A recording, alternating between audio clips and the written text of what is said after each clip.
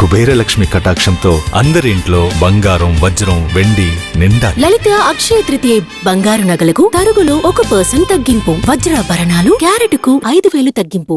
మన ఇంట్లో ధనలక్ష్మి పోకుండా ఉండాలంటే ఎటువంటి నియమాలు పాటించాలమ్మా?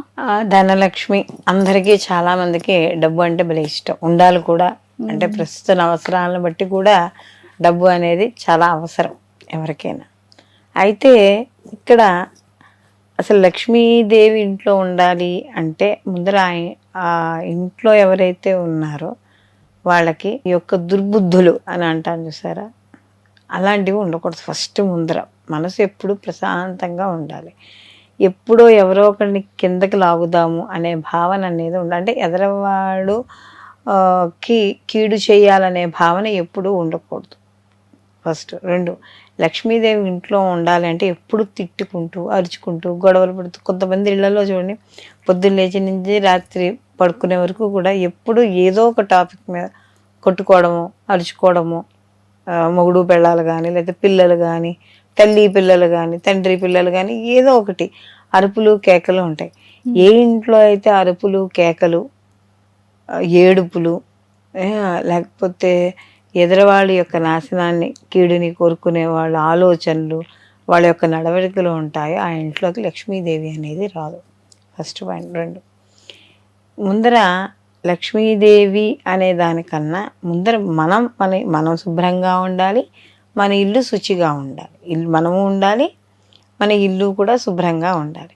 ఎప్పుడూ కూడా నోట్లోంచి మంచి మాటలు రావాలి. ఎవరైనా సరే మాట్లాడినా మంచి మాటలు అలవాటు చేసుకోవాలి. అంతేగాని పిచ్చిగా మాట్లాడడం, తిట్టుకోవడం ఇలాంటివి కాకుండా, ఎవరు ఏదైనా మాట్లాడారనుకో, నేను ఈ పని అవ్వాలని అనుకుంటున్నా, బాగుంది నాయన, నీ పని తొందరగా అవ్వాలి. అది మనం మాట్లాడే మాట. అంటే మనం మంచి మాట మాట్లాడితే తిరిగి ఆ మంచి మనకే జరుగుతుంది. తర్వాత లక్ష్మీదేవి ఇంట్లో ఉండాలి అంటే ముందర ఆ ఇంట్లో ఉన్న వాళ్ళందరూ కూడా సూర్యోదయం అవుతుండగానే లేవాలి. లేచి తొందరగా వాళ్ళకి సంబంధించిన పనులన్నీ, కాలకృత్యాలన్నీ తీర్చుకోవాలి. ఇల్లు పొద్దునే వాకిట్లో బయట ముగ్గు వేసుకోవడం, ఇల్లు తుడుచుకోవడం, తడిబట్టలు పెట్టుకోవడం, శుభ్రంగా ఇంట్లో ఉండే ఆడవాళ్ళు తెల్లాసరే శుభ్రంగా. ఎప్పుడు చూడండి, కొంతమంది ఎక్కడో ఏదో పోగొట్టుకున్న వాళ్ళలాగా మిట్ట మధ్యాహ్నం 10ంటికి 11ంటికి స్నానాలు చేయడం, ఆ లేచిన బట్టలతోనే మొత్తం పనులన్నీ అయిపోయిన తర్వాత అప్పుడు ఆఖరణ స్నానాలు చేయడం, ఇలాంటివన్నీ ఉంటాయి. కాబట్టి ఎప్పుడూ అలా చేయకూడదు. దైవారాధన చేసుకునే వాళ్ళు ఎవరైనా సరే ఉదయాన్నే లేచి ముందర స్నానం అనేది చేయాలి. ముందు ఇంట్లో పనులు ఏవైతే ఉన్నాయో ఆ పనులు చూసేసుకుని స్నానం చేసి అప్పుడు పనులు మొదలు పెట్టుకోవాలి. ఏమవుతుంది దానివల్ల అంటే ముందర మైండ్ ఫ్రెష్గా ఉంటుంది. ఎలా ఉంటుంది?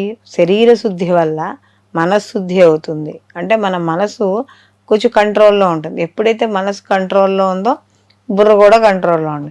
ఈ 2 ఎప్పుడైతే కంట్రోల్లో ఉన్నాయో మనం మాట్లాడే మాట కంట్రోల్లో ఉంటుంది. అప్పుడు ఏమవుతుంది? పిచ్చి మాటలు నోట్లోంచి రావు.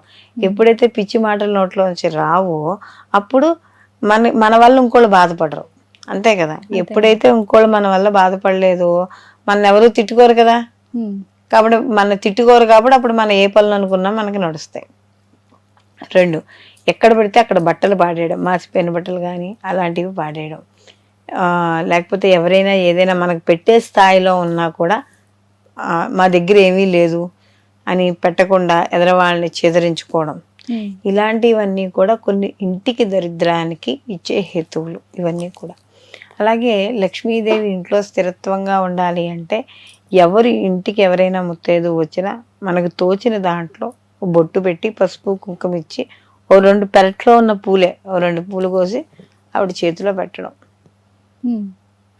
అరిగిపోయిన చీపుళ్ళు ఇవి, లేదా గుమ్మానికి ఎదురుకుండా చీపుళ్ళు పెట్టుకోవడం. అససంధ్య వేళల్లో బట్టలు కుట్టుకుంటూ కూర్చోవడం. అంటే మనం సాయంకాలం సమయంలో దీపాలు వేస్తాం చూసావా, ఆ సమయంలో చిరిగిపోయిన బట్టలు కట్టుకుంటూ కూర్చోవడం, లేదా చిరిగిపోయిన బట్టలు కట్టుకోవడం, ఇలాంటివన్నీ ఉంటాయి. లేదా కొంతమంది ఏం చేస్తారంటే ఆడవాళ్ళు అయితే మంచి మంచి చీరలని, మగవాళ్ళైతే ఆ పైసాలు ఏముతాం జీన్స్లు ఇలాంటి కాస్ట్లీ కొనుక్కొని ఎండలో వేసుకోవడం, కట్టుకోవడం 3-4 సార్లు అయితే కానీ అవి తడపరు, పోతాయని. అలాంటి మాసిపోయిన బట్టలు అలాంటివి అనేవి కట్టుకోకూడదు. అది చాలా దోషం. తర్వాత ఎవరైనా పెద్దవాళ్ళు ఇంటికి వచ్చేప్పుడు వాళ్ళని గౌరవించడం, ఎవరైనా కాదు ముందర ఇంట్లో ఉన్న తల్లిదండ్రులనే గౌరవించడం, ఇలాంటివన్నీ కూడా మనకి ఇంటికి అదృష్టాన్ని తెచ్చిపెట్టేవి. పెద్దలు వచ్చినా ఏం చేసినా ఇవన్నీ కూడా మనం వాళ్ళని గౌరవించడం. తర్వాత అతి ముఖ్యమైనది వంటిల్ని కూడా ఎప్పటికప్పుడు స్త్రీ శుభ్రంగా ఉంచుకోవడం. మనం వండుకున్న పాత్రలు ఎలా శుభ్రంగా ఉంచుకోవాలనుకుంటున్నామో అలాగే వండుకునే స్థలాన్ని కూడా శుభ్రంగా ఉంచుకోవడం. పగలు ఎప్పుడు పెడితే అప్పుడు వేళకాని వేళల్లో మంచాల మీద పడుకోవడం. చూడు మధ్యాహ్నం పూట నిద్ర వస్తుందని చెప్పి మంచం ఎక్కి పడుకోవడం. ఎలా పెడితే పగటిపూట సమయాల్లో మంచం మీద పడుకోకూడదు. అలాగా అంటే మరీ డిస్క్ పెయిన్లు లేకపోతే అస్సలు కింద పడుకోలేని వాళ్ళు అలాంటివి ఉంటారు కదా, అలాంటి వాళ్ళకైతే పెద్దవాళ్ళకైతే తప్పదు. కానీ ఎలా పెడితే అలా అడ్డదిడ్డంగా పడుకోవడం ఇలాంటివన్నీ కూడా అలా చేయకూడదు. అలాగే సంధ్యా సమయంలో అంటే దీపాలు వేసే సమయాల్లో కూడా పిచ్చు మాటలు మాట్లాడడం, పడుకోవడం, ఆ సమయంలో అన్నం తినడం, సంధ్యా సమయంలో అన్నం తినడం ఇలాంటివి చేయకూడదు. అలాగే ఈ దీపాలు వేసి దేవుడికి దీపం పెట్టాల్సిన సమయంలో ఇప్పుడు కొత్తగా కాదు, చాలా ఏళ్ల నుంచి ఇంచుమించు ఒక 20 ఏళ్ళు 25 ఏళ్ళ నుంచి కూడా అతుక్కుపోతారు సీరియళ్ళకి, సాయంకాలం వచ్చే సీరియళ్ళకి. పోనీ ఆ సీరియళ్ళు ఏమైనా పుణ్యమా పురుషార్థమా అంటే అత్తగారి మెడలో కోడలు తాళి తెంచే సీన్లు, లేకపోతే ఏవైతే స్త్రీకి అశుభకరమైనవి అమంగళకరమైనవి ఏవైతే ఉంటాయో అలాంటివన్నీ కూడా ఆ సంధ్యా సమయంలో వచ్చే సీరియళ్ళు. దానికి ఇంట్లో ఆడవాళ్ళు ఏమవుతారు, కొంతమంది రిటైర్ అయిన పీపుల్ మగవాళ్ళు కూడా దానికి ఎడిట్ అయిపోవడం, ఒక బాగా ప్రభావితం వాళ్ళ మీదే కాదు వాళ్ళ ఆరోగ్యాల మీద కూడా ప్రభావితం చూపిస్తుంది. దానివల్ల ఏమిటంటే వీళ్ళకి బీపీ పెరిగిపోతూ ఉంటుంది.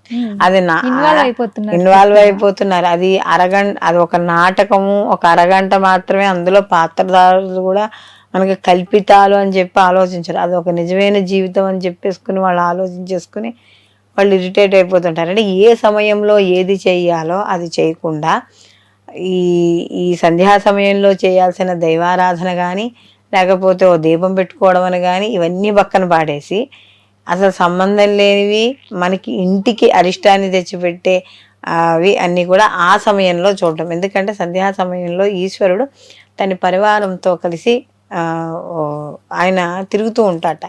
ఏ ఇంట్లో పూజ చేస్తున్నారు, ఏ ఇంట్లో ఎలా ఉన్నారు అనేది ఆయన గమనిస్తాడట. అందుకనే సంధ్యా సమయంలో కూడా మనకి తదాస్తు దేవతలు ఉంటారంట, మనకి పెద్దవాళ్ళు చెప్పేటప్పుడు. అందుకనే ఆ సమయంలో ఏది చెడు కోరుకోకూడదు. ఆ సమయంలో చెడు కోరుకుంటే తదాస్తు దేవతలు తదాస్తు అని అంటారు.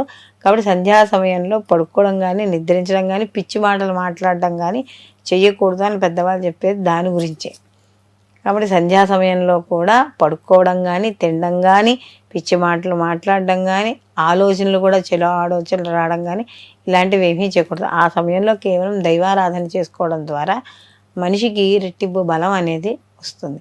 కాబట్టి మనం పొద్దున లేచిన దగ్గర నుంచి మనం నడిచే నడత, మాట్లాడే మాట, తినే తిండి, వ్యవహారము శైలి, ఎవరితో ఏం మాట్లాడుతున్న వ్యవహార శైలి, మన ఆ దైవారాధన, వీటి అన్నిటిని బట్టే మనకు వచ్చే లక్ష్మీ కటాక్షం అనేది మన ఇంటికి ఉంటుందమ్మా.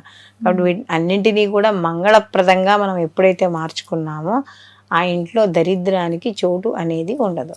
చాలా చక్కగా చెప్పారమ్మా, ధన్యవాదాలు. నమస్తే అమ్మా.